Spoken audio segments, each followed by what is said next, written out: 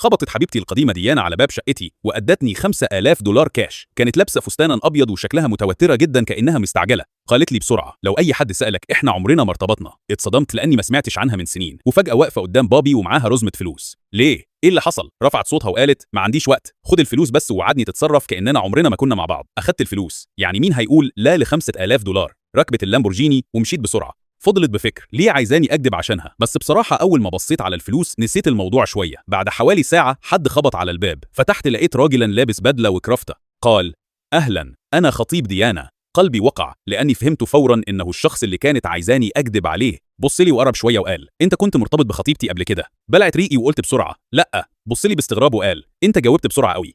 أنا قلت ديانا بس إزاي عرفت إني أقصدها هي؟ ابتديت أعرق لأني أصلا فاشل في الكذب. قلت بتوتر سمعت عنها قبل كده بس ما كلمتهاش. ضحك وطلع صورة لي وأنا ببوس ديانا وقال طب وده مين؟ كذبت فورا وقلت ده أخويا التوأم بس مش موجود دلوقتي. فضل باصص لي كام تانية وقال بسأل عشان ديني ما يسمحش إنها تكون كانت في علاقة قبل كده، لو ده حصل الجواز هيتلغي. وفرحنا بعد ساعة وشي قلب أبيض لأن مستقبلها كله بقى واقف على الكذبة اللي هقولها. قلت بتلخبط منطقي، أصل هي ما كانتش متدينة قوي لما كنت أنا، أقصد لما كان أخويا التوأم معاها. في اللحظة دي عرفت إني لبست. قفلت عيني مستني يا إما يزعق يا إما يضربني، بس فجأة حط إيده على كتفي وضحك وقال أنا عارف من الأول إنها أدتك فلوس عشان تكذب علي. اتصدمت وقلت إزاي؟ شاف عربيته وقال اللامبورجيني دي عربيتي، هي خدتها والداش كام سجل كل حاجة. هزيت راسي لأن كل حاجة بدأت تركب. سألته يعني هتلغي الفرح؟ ضحك وقال أنت فاكر إني فعلا ملتزم بالقواعد دي؟ أنا عندي مرات وعيال في بلد تانية وهي ما تعرفش عنهم حاجة، كنت بس عايز أتأكد إن كذبتها مش أسوأ من كذبتي. فضلت واقف مصدوم وباصص له مش فاهم أي حاجة.